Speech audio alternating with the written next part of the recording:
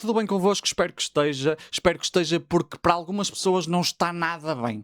Para algumas pessoas está mesmo muito a mal. Para professores, para alunos e para pais de alunos, particularmente encarregados de educação, está mesmo muito a mal e nós já vamos falar sobre isso. Hoje é sexta-feira. Eu estou a gravar este episódio na sexta-feira, dia 17 de julho. É certo que o episódio sai no dia 20, segunda-feira, tirando para patronos. Já vai sair hoje para patronos. E o que é que acontece? Acontece que os exames, ou melhor, os resultados dos exames do nono ano ainda não estão afixados nas escolas. Eu estou a gravar isto, são 8 da noite. Portanto, muita raia aconteceu e mais raia vai acontecer. Está a dar mesmo muita raia. Ou melhor, está a dar mesmo muita merda. Este projeto de digitalização dos exames, não é? Que permite até a avaliação através de uma plataforma específica, está a correr muito a mal. Vários problemas ocorreram. Primeiro, os professores não tiveram acesso aos exames para os poderem avaliar de forma atempada. Depois, muitos exames vieram incompletos, ou melhor, as respostas aos exames vieram incompletas. Porquê? Porque vieram sem a folha de continuação. Houve um problema para tentar perceber como é que se iria avaliar estas respostas que vinham incompletas. O Ministério da Educação chegou a orientar as professoras para darem 0, apesar de ser um problema tecnológico, ou pelo menos logístico, no que diz respeito ao scan da folha de continuação e ao scan dos exames no geral. Houve imensos problemas. Foi um caos. Um caos. E tudo isto pode ser explicado pelo facto de que este projeto de digitalização nem sequer teve testes suficientes. Houve um teste no ano passado aplicado no exame de filosofia e deu imensos problemas, e ao invés de continuarem a testar para poderem aprimorar o serviço, o que é que fizeram? Bem, agora abrange toda a gente, sem terem adequadamente testado o produto que estavam a disponibilizar, sem terem adequadamente testado este novo serviço que estavam a disponibilizar e que afeta tanta gente. Estamos a falar de cerca de 300 mil famílias, meus amigos. É isto. Portanto, qualquer pessoa que tenha estudado políticas públicas sabe que se tem de fazer mais do que um projeto piloto, tem de se fazer muitas vezes focus groups, tem de se fazer, no fundo, estudos de caso para compreender se realmente a política que nós vamos tentar aplicar funciona, mas nada disso foi feito. Saltaram-se várias etapas e agora temos um projeto que já se sabia que dava problemas por causa da forma como correu o exame de filosofia, só que esse projeto agora não é um projeto. É uma política pública operacional, meus amigos. Portanto, o problema não está na digitalização. Eu acho que, por princípio, atenção, eu não sou professor, eu não sei como é que isso está a correr, mas por uma questão de princípio, eu acho que a digitalização, falando dela em abstrato, pode ser uma coisa muito positiva, mas não é aplicar as merdas à foda-se, toma lá e vamos lá ver se desemerdas, ok? Quando se testa estas coisas, quando se realmente pretende aplicar este tipo de novos modelos de correção de exames, novos modelos de aprendizagem, é preciso ter a certeza que nós temos os recursos necessários e a funcionar para que tudo corra bem. Não é fazer 300 mil famílias de teste. Que é isso que está a ser feito. Essencialmente o que se está a fazer é o teste a sério, está-se a fazer agora. Só que não é um teste, é mesmo na vida real com impacto para a vida das pessoas. E no caso de filosofia também era, não é? Mas porquê é que não se fez isto de forma faseada? Porquê é que não se aplicou, por exemplo, esta é uma ideia. No ano passado foi exame de filosofia. Correu mal, tudo bem, mas tentava-se aprimorar. No ano a seguir, ou seja, neste ano, podia ser, ok, exame de filosofia e, sei lá, exame de biologia. Até que isto tivesse calibrado e pudesse abranger todos os exames. Qual é que era o problema? Porque é que teve, sem se testar adequadamente, de lançar uma coisa que, comprovadamente, está a dar imensos problemas? Porquê? Eu acho que sei porquê. Eu cada vez mais acredito que isto não é incompetência. É que isto é projeto. É tentar bastardizar ao máximo os serviços públicos para depois dizer, bem, o público funciona mal. E submeter tudo à lógica da privatização. Mas o problema não fica apenas no facto de não se ter testado adequadamente o serviço, também há aqui uma lógica que a direita no governo tem, que é a lógica de cortar gorduras do Estado. E, portanto, o IAV, o Instituto de Avaliação, já não existe. O que existe é um super instituto, que é o IDUCA, que engloba o IAV, que já não existe, não é? Que engloba a Direção-Geral de Ensino, que engloba o próprio Plano Nacional de Leitura, etc. E, pelo que se está a verificar, demos cabo de recursos que, se calhar, agora nos davam jeito. E, obviamente, a forma como o governo está a comunicar em relação a este problema, este problemão, não é necessariamente a melhor. Primeiro tivemos o Sebastião Bugalho a dizer que, em jeito de reconhecimento pelo trabalho dos professores, que até nos fins de semana e às vezes durante a noite estavam a corrigir coisas, ia-se pagar horas extra, em jeito de reconhecimento. Meus amigos, trabalho extra, trabalho extra, paga-se salário extra, não é? Até me confundi. Isto não é um presente. Isto é o mínimo. Trabalho extra, compensação extra. Tá? O governo dizer que isto é um miminho, uma forma de reconhecer os professores, é ridículo. É ridículo. De jeito de reconhecimento por vocês terem trabalhado mais, nós vamos pagar o trabalho a mais que vocês tiveram. Isso é um miminho. Por exemplo, se oferecessem um prémio a todos os professores que estão a avaliar mais as horas extra, aí podemos falar em jeito de reconhecimento. Agora, pagar as horas extra é o mínimo. Eu sei que há muita gente no governo que, se pudesse correr isto a banco de horas, corria. Mas o que acontece, a matéria aqui, a materialidade dos factos, é que estas horas têm de ser pagas. Estas horas têm de ser pagas. É o mínimo. O que vocês estão a fazer não é algo extraordinário. Não é Não, é o mínimo. Primeiro tivemos essa declaração. Depois tivemos o governo a dizer uma coisa, aliás, o ministro Fernando Alexandre a dizer uma coisa que me deixou pasmado. Foi, quando lhe perguntaram sobre, pois, mas há pais que já têm férias marcadas e isto está atrasado, ele diz assim, também é uma imprudência marcar férias para julho. É uma imprudência marcar férias para julho. Eu às vezes pergunto-me se o ministro Fernando Alexandre terá noção de que muitas pessoas não conseguem marcar férias para todos os meses que querem. Ou melhor, não conseguem marcar férias nos meses que querem. Existe toda uma organização que tem de fazer nas suas respectivas empresas, porque nem toda a gente pode marcar férias ao mesmo tempo. Porque, a não ser aquelas fábricas que param, as empresas não podem parar. Não é? E, às vezes, para conseguir, sei lá, a segunda quinzena de julho, há pais que já se veem gregos. Porque é difícil.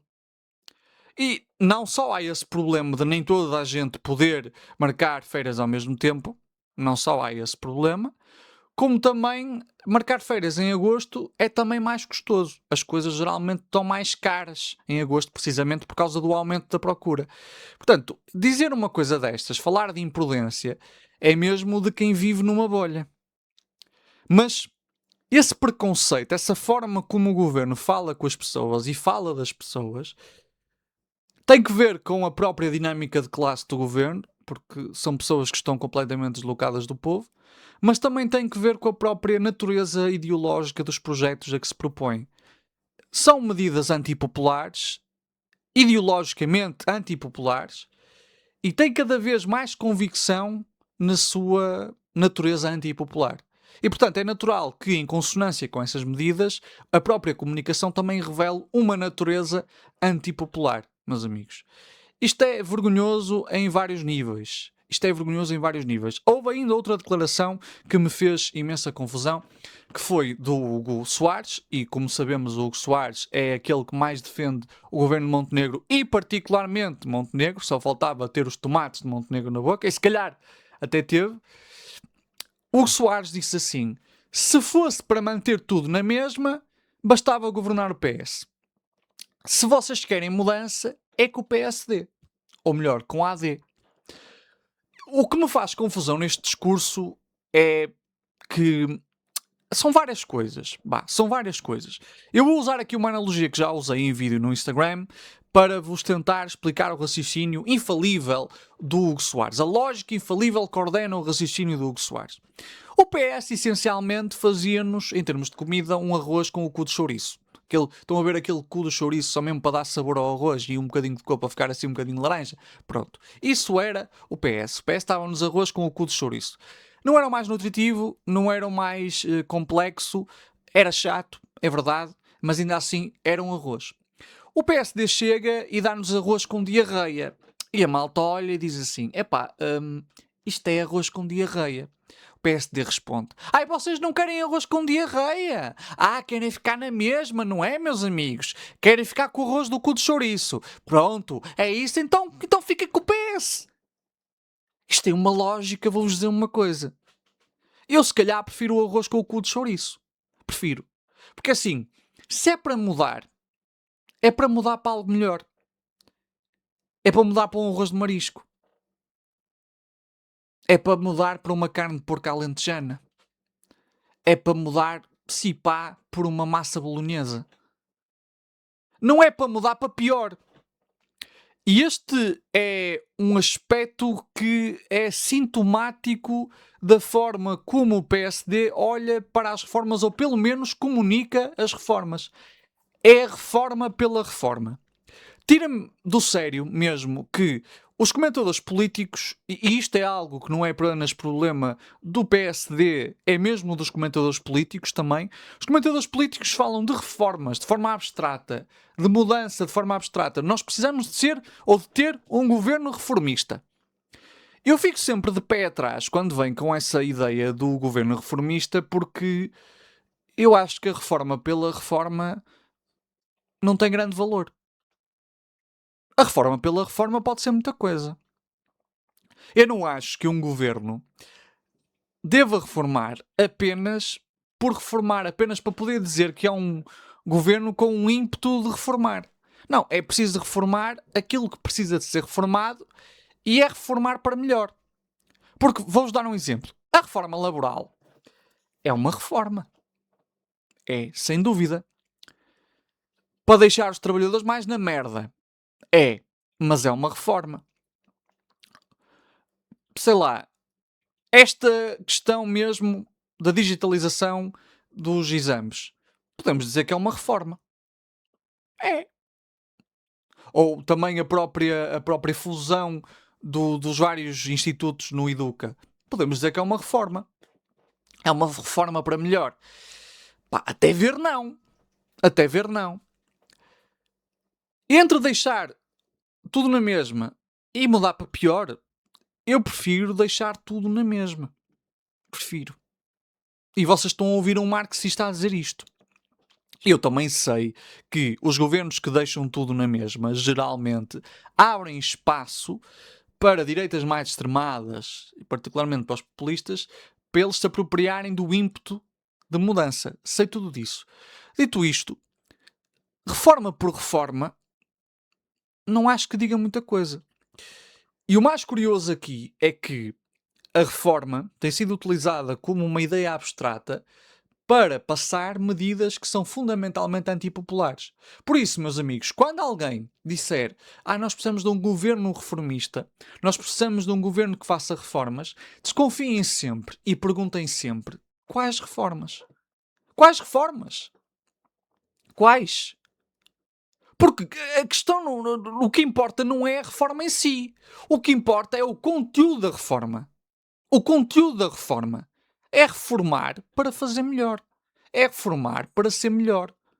Porque reforma pela reforma, meus amigos, pode muito bem foder-nos a todos. Então desconfiem sempre deste discurso abstrato de nós somos um governo reformista. Porque pode muito bem correr mal. Ou melhor, pode correr bem para aqueles que efetivamente têm interesse, e muitas vezes interesses de classe, nessa reforma. Mas geralmente a reforma pela reforma é para prejudicar os trabalhadores. É para prejudicar o povo. E portanto, nós precisamos mesmo de dar concretude àquilo que é dito. Nós precisamos mesmo de concretizar aquilo que nós queremos dizer com reformas.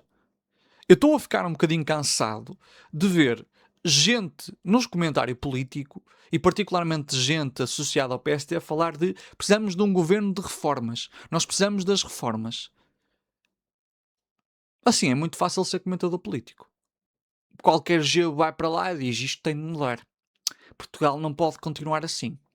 Precisamos de reformas. Qualquer gelo não precisa de ter uma licenciatura em ciência política ou um mestrado, quanto mais um doutoramento. Qualquer pessoa é capaz de dizer que é preciso reformar. É preciso é dar concretude. É preciso é dizer, efetivamente, qual é que é o conteúdo das reformas. E essa é a parte mais complicada. Porque o que os comentadores acabam por fazer é criar um ambiente onde as pessoas acreditam que a reforma pela reforma é boa. É criar um ambiente em que, e isto tem-se visto, em que as pessoas até acabam por defender as reformas, mesmo que elas sejam para pior, porque pá, pelo menos não deixou tudo igual. Mas eu prefiro que fique tudo igual, se é para ficar pior, caralho. Quando é que esta merda deixou de ser senso comum, pá? E nós devemos isto muito aos comentadores políticos, que falam da mudança pela mudança, da reforma pela reforma. Não, eu preciso de saber, por exemplo, se a reforma laboral, se o conteúdo da reforma laboral vai ser para aumentar os direitos dos trabalhadores. Se vai para ser para aumentar dias de férias, por exemplo. Se vai ser para restaurar a contratação coletiva. À sua glória. A sua glória, se calhar, não é a melhor expressão. Agora, bem, vamos reformar a lei laboral. A partir de agora só tem 15 dias de férias. Ei, que merda, não quero, preferia como estava anteriormente. E alguém diz, ei, oh mano, mas é uma mudança, mano. É uma reforma, mano. Foda-se, mano. Se queres ficar igual, bota no PS, mano. Mano, eu se calhar prefiro ficar igual. Eu até gosto da ideia de reforma. Sabe o que é que eu gosto mais? De não perder direitos. Aprecio não perder direitos. Ok? Aprecio mesmo. E o PSD tem-se pautado muito por este discurso de pelo menos estamos a mudar. Mas se não mudam para coisas decentes, não mudem, não mexam. É preferível. É preferível. Prefiro. Mesmo. Eu ainda acho que tudo isto é apenas um exercício de deixar os serviços cada vez mais ou cada vez menos eficazes para se poder depois dizer que é preciso privatizar, que no privado é que funciona bem. Ou seja, eu não acho que isto seja necessariamente incompetência, eu acho mesmo que é projeto. E precisamente por achar que é projeto, é que, embora eu compreenda o ímpeto de despedir o Fernando Alexandre, eu acho que tirá-lo daquela situação, tirá-lo da sua função ministerial, não vai resolver nada. Porque a estrutura mantém-se. Vai para lá outro no lugar dele que vai dar continuidade ao projeto. É isso. Ou seja, eu até compreendo que por uma questão de manter a credibilidade do governo, se bem que eu estou-me a cagar para a credibilidade do PSD, se despeça ou se demita, ou seja, o próprio Fernando Alexandre a demitir-se. Compreendo. Agora, isto vai mudar alguma coisa no curso que este governo está a assumir? Não. Não. Porque este governo está... é antipopular na sua raiz. E já se viu em várias instâncias. Portanto, eu não acho mesmo que tirar o Fernando Alexandre e meter lá outro capacho vá ter um resultado espetacular. Não vai. Não vai. Será mesmo para inglês ver. É provável que se o problema se estender, ele se demita. É provável. E se calhar ele está a dizer que se vai demitir no momento em que estou a gravar isto. Acho que não. Provavelmente não. Quer dizer, não sei. A esta altura do campeonato tudo pode acontecer. Mas não, a sua demissão não vai ter grande impacto. Pode até ficar pior. Pode até ficar pior. Eu não sei, eu vejo muita gente a pedir a demissão do ministro e vejo muitos professores a pedir a demissão do ministro e eu compreendo perfeitamente. Compreendo perfeitamente que os professores estejam cansados, estejam chateados, considerem que ele é incompetente. Agora, eu não acho que isto seja incompetência, eu acho que isto é projeto. Mesmo. E que se ele sair, entra outro que vai dar continuidade ao projeto. Percebem? Então, ainda que eu perceba perfeitamente, dentro das minhas limitações, porque eu não sei o que é ser professor, ainda que eu empatize com as frustrações dos professores, com as queixas dos professores, eu acho que este projeto, enquanto o PSD estiver no poder, é para continuar. E mesmo que o PS chegue ao poder, muitas das medidas aplicadas não vão ser revertidas. Percebem, meus amigos? Até porque tanto o PS como o PSD são partidos de gestão do capitalismo e partidos de gestão do capitalismo na sua formulação neoliberal. É certo que o PS é um bocadinho mais gradual a fazer as coisas, é certo que o PS não vai logo atacar direitos como faz o PSD, mas ainda assim que os perdemos, é improvável que o PS os vá recuperar. E eu acho que, acima de tudo, este governo está a demonstrar que, em boa verdade, não está minimamente preocupado com a produtividade, não está minimamente preocupado com nós termos uma complexidade produtiva maior. Não está. Porque nas partes mais basilares que contribuem para nós termos, por exemplo, capital humano mais capaz, que é a questão do ensino, está a fazer cagada atrás de cagada. Está a desrespeitar os professores, a sujeitar os professores a imensa pressão, a sujeitar os professores a, no fundo, conseguirem corrigir a cagada que não foram eles que fizeram. Ou seja, se nós nem sequer respeitamos esse aspecto tão importante para a formação de capital humano, onde é que nós depois temos moral para falar de produtividade? Para falar de complexidade produtiva? Para falarmos eventualmente do país ser mais industrializado? Não temos. Não temos, meus amigos. Que moral é que nós temos? Não temos moral absolutamente nenhuma. Como é que o governo pode falar de uma reforma laboral para aumentar a produtividade se depois nos outros aspectos, e essa reforma não ia aumentar a produtividade nenhuma, se depois nos outros aspectos caga tudo à sua volta?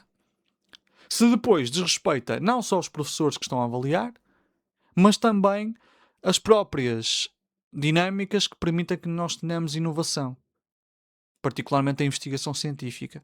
Qual é que é o valor que este governo dá à investigação científica? Não dá. É mais uma coisa em que demonstra o seu total desprezo, particularmente pelo povo.